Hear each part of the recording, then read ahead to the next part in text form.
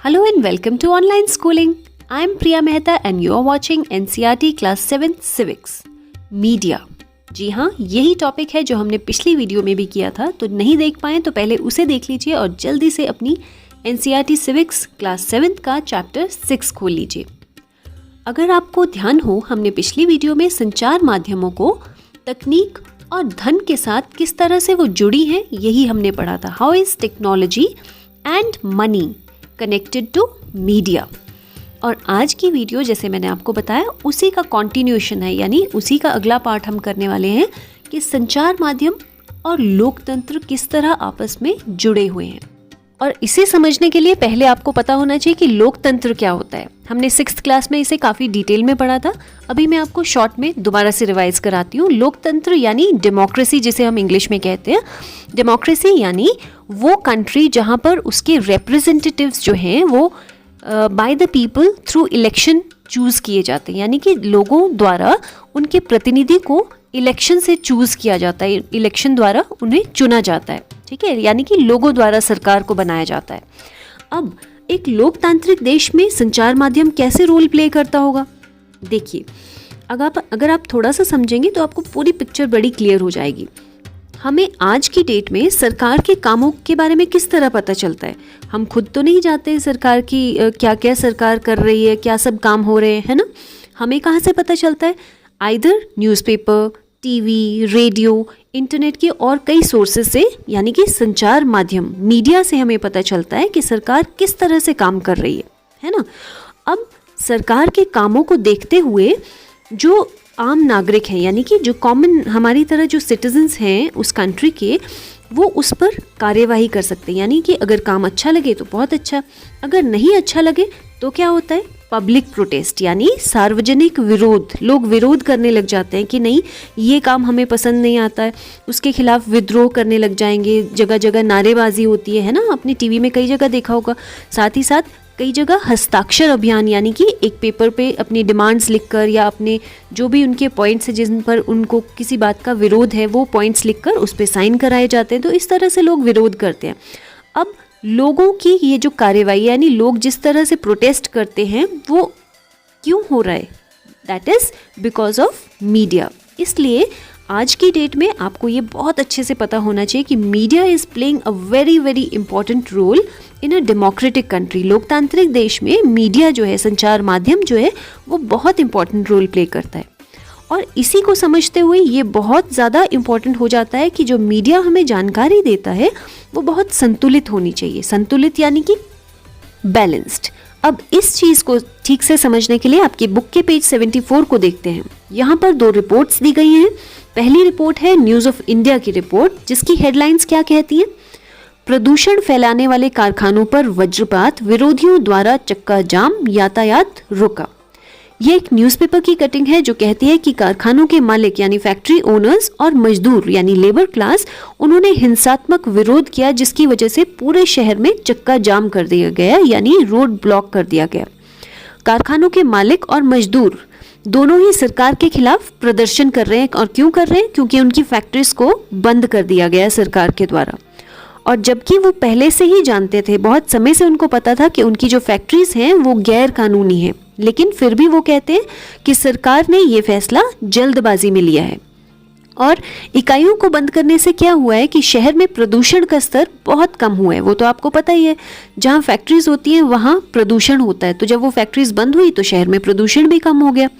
और वहीं शहर के एक गणमान्य व्यक्ति हैं जिनका नाम है श्री जैन, उनकी एक स्टेटमेंट यहाँ पर लिखी गई है जो ये कहते हैं कि हमारे शहर में, हमारा जो शहर, यानी जिस शहर की ये बात कर रहे हैं, उस शहर में भारत के एक नए व्यावसायिक केंद्र के रूप में स्थापित, यानी वो जो उनका शहर है वो एक बहुत बड़े व्यावसायिक केंद्र के रूप में स्थापित हो रहा है। लेकिन साथ ही साथ वो कहते हैं कि ये भी बहुत ज़रूरी है कि शहर में साफ सफाई रखी जाए और उस शहर को हरा भरा रखा जाए। लेकिन इन इकाइयों की वजह से प्रदूषण तो फैलता ही जा रहा है, इसलिए इनको हटा देना चाहिए और सरकार को इन कामगारों को पुनर्स्थापन करना चाहिए, यानी कि जो उनको जगह दी गई है दोबारा से रीलोकेट करना चाहिए, उनको किसी और जगह पर शिफ्ट कर देना चाहिए। तो ये तो थी पहली रिपोर्ट। अब देखते हैं दूसरी रिपोर्ट जो इंडिया डेली की रिपोर्ट है। अब इंडिया डेली की जो रिपोर्ट है उसकी हेडलाइंस क्या कहती है? कारखानों के बंद होने से घोर अशांति। अब देखिए, इस रिपोर्ट को भी समझ लेते हैं। शहर के आवासीय क्षेत्र में 1 लाख कारखानों के बंद होने से एक गंभीर समस्या का रूप ले गई है। पहले मैं दोनों रिपोर्ट्स को आपको पढ़ूंगी, उसके बाद हम दोनों में डिफरेंस समझेंगे। अब सेकंड रिपोर्ट जो है उसमें कहा गया है कि शहर में ये जो कारखाने बंद हो गए हैं उसकी वजह से बहुत प्रॉब्लम आ गई है। अब प्रॉब्लम क्या आ गई है कि कारखानों के जो मालिक हैं और जो उसमें लेबर क्लास हैं जो वहाँ पर काम करते थे वो बिल्कुल सड़कों पे आ गए, उनकी आमदनी रुक गई है, उनकी रोजी रोटी छीन गई है। और उनका ये कहना है कि इसमें उनकी कोई गलती नहीं है, गलती तो सारी नगर निगम की है जिन्होंने उन्हें लाइसेंस दिया है। आपको पता होगा कारखाने शुरू करने के लिए एक लाइसेंस लेना पड़ता है सरकार से, तो वो कहते हैं कि अगर ये गलत था तो नगर निगम ने हमें लाइसेंस दिया ही क्यों। और उनका ये कहना था कि पुनर्स्थापन यानी रीलोकेट करने के लिए पर्याप्त प्रयत्न नहीं किए गए, यानी सरकार द्वारा कोई भी एफर्ट्स नहीं किए गए कि उनको कोई नई ज़मीन दे या उन्हें कुछ मुआवजा दे। इसलिए मालिकों और मजदूरों को कारखानों से बंद करवाने से क्या हुआ कि शहर में 1 दिन का बंद प्रस्तावित किया गया, यानी उन्होंने खुद ही विरोध शुरू कर दिया कि हम 1 दिन के लिए सब कुछ बंद कर देंगे। एक कारखाने के मालिक श्री शर्मा, यानी जो एक फैक्ट्री ओनर है उनका नाम श्री शर्मा है, मिस्टर शर्मा है, वो ये कहते हैं कि सरकार कहती है कि उन्हें पुनर्स्थापन यानी रीलोकेट कोई नई जगह पर शिफ्ट कर लेना चाहिए, लेकिन जिस प्रकार के क्षेत्र वो सरकार उन्हें दे रही है वहाँ पर कोई भी सुविधाएं नहीं है, यानी सरकार जो उन्हें जगह दे रही है वहाँ पर कोई भी सुविधाएं नहीं है और 5 सालों से वहाँ पर कोई भी विकास कार्य नहीं हुआ है। अब देखिए, हमने दोनों रिपोर्ट्स को पढ़ा, दोनों रिपोर्ट्स में डिफरेंस क्या लगा? अगर हम फर्स्ट रिपोर्ट के हिसाब से देखें तो उसमें ऐसा लग रहा है कि जो भी विरोधी हैं यानी फैक्ट्री ओनर्स जो हैं और जो मजदूर हैं वहाँ पर काम करने वाले, उनकी सारी बातें व्यर्थ हैं, है ना। और उन्होंने सिर्फ यातायात को बाधित किया और उनके अगेंस्ट जा रही है ये रिपोर्ट, यानी उनके खिलाफ एक बुरी सी इमेज बना रही है, बुरी छवि बता रही है उनके बारे में, है ना। लेकिन वहीं अगर हम दूसरी रिपोर्ट को देखें जो इंडिया डेली की रिपोर्ट है, वहाँ पर ऐसा लग रहा है उनको उस रिपोर्ट को देखकर कि उनकी बेचारों की रोजी रोटी छिन गई, उनकी आमदनी बंद हो गई, है ना। और वहीं सरकार ने जो उनको पुनर्स्थापन के लिए ज़मीन भी दी गई है, वहाँ पर भी पूरी तरह से फैसिलिटीज़ नहीं है, वहाँ पर कोई भी विकास कार्य नहीं हुआ है। तो ऐसा लग रहा है उन बेचारों के साथ बहुत ज़्यादती हुई है। तो अगर हम दोनों ही रिपोर्ट्स को देखें तो कोई भी यानी दोनों में से कोई भी रिपोर्ट संतुलित रिपोर्ट नहीं है। क्यों? क्योंकि दोनों रिपोर्ट संतुलित तब होती अगर वो दोनों ही पक्षों का बराबर सिर्फ चर्चा करती उस पर, और जो पढ़ने वाला यानी पाठक जो है वो स्वयं अपनी राय बताता, है ना। सबकी अपनी अपनी राय होती है, हो सकता है आपको जो पसंद आए वो मुझे ना आए, है ना। तो इसलिए संतुलित रिपोर्ट वो होती है जहाँ पर सिर्फ दृष्टिकोण बताया जाता है दोनों पक्षों का, और पाठक जो है वो स्वयं अपनी राय खुद बनाता है, उसे स्वतंत्र छोड़ देना चाहिए अपनी राय बनाने के लिए। और संचार माध्यम एक संतुलित रिपोर्ट कब बना पाएगा? जब वो पूरी तरह से इंडिपेंडेंट होगा, यानी कि उस पर किसी का भी कोई प्रेशर नहीं होगा, कोई नियंत्रण, कोई प्रभाव नहीं होगा किसी का। वो अपनी रिपोर्ट को पूरी तरह से संतुलित बना पाए, यानी दोनों पक्षों को बराबर बता पाए। वो किसी एक पक्ष से भी डरे ना, या उसको किसी एक पक्ष से भी कोई निर्देश ना दिए गए हों। वो टोटली एक प्योर रिपोर्ट यानी नॉन बायस्ड, एक विश्वसनीय रिपोर्ट जनता तक पहुंचाए। लेकिन अगर हम आपकी बुक के पेज 75 का सेकंड पैराग्राफ देखें तो ये पैराग्राफ कहता है कि संचार माध्यम जो है वो पूरी तरह से स्वतंत्र नहीं है, यानी कि media is not independent at all. अब इसके 2 मुख्य कारण हैं। कारण क्या क्या है? पहला कारण है कि जो सरकार है उनका पूरा नियंत्रण रहता है संचार माध्यम पर। नियंत्रण कैसे रहता है? एक वर्ड है आपकी बुक में सेंसरशिप, जिस वर्ड को हाईलाइट किया गया है, आप उसे अंडरलाइन भी कर सकते हैं। इस वर्ड को ध्यान से समझिएगा कि ये सेंसरशिप होती क्या है। देखिए, जब सरकार समाचार के किसी भी अंश यानी कोई छोटा सा पार्ट हो, कोई फिल्म का कोई दृश्य हो या किसी गाने के अभिव्यक्ति यानी कुछ बोल हो, वो जनता तक, जन समुदाय तक पहुंचाने में कुछ प्रतिबंध लगा दे उस पर, यानी उस पर कुछ कंट्रोल लगा दे कि नहीं ये आप नहीं दिखा सकते, उस पर किसी न किसी तरह से कोई बैन कर दे कि ये आप जनता तक नहीं पहुंचा सकते हो, ठीक है। तो उसे हम कहते हैं सेंसरशिप। एक बार फिर से समझ लीजिए सेंसरशिप क्या चीज़ है।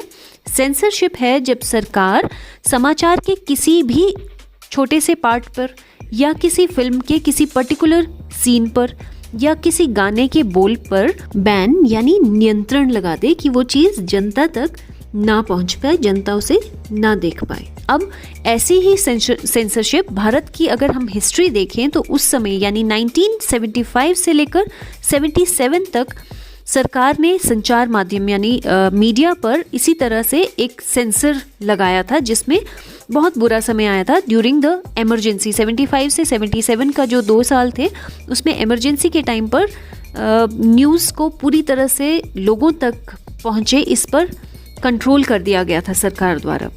अब देखिए, हमने अभी अभी एक सेंसरशिप वर्ड को तो समझ लिया। जब सरकार किसी पर्टिकुलर फिल्म पर, उसके सीन पर, उसके छोटे से पार्ट पर, किसी गाने के बोल पर जनता तक पहुंचाने में रोक लगा दे, उसे हम कहते हैं सेंसरशिप।